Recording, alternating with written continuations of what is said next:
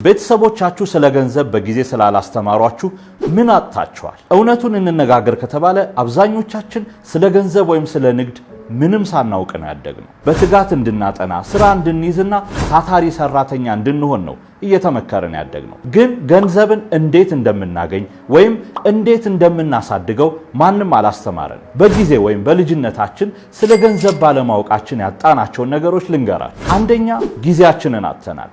በ14 ዓመታችን ስለ ገንዘብና ቢዝነስ መማር የጀመርን ቢሆን ኖሮ በ24 ዓመታችን ከጀመርነው ንግድ ወይም ስራ ፈጠራ እጅግ በጣም የዳበረ ልምድና ውጤት ያለው ንግድና ገቢ ይኖረን ነበር።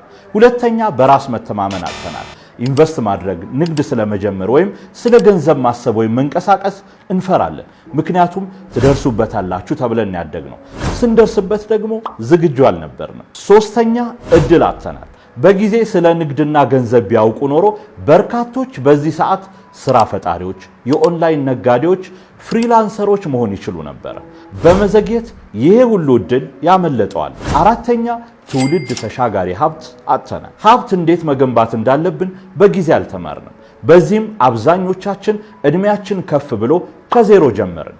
ወላጆቻችንን አልወቅስም፣ እነሱም በጊዜው አልተረዱትም ነበር። ግን ይህ ስህተት በእኛ ዘመን ማብቃት አለበት።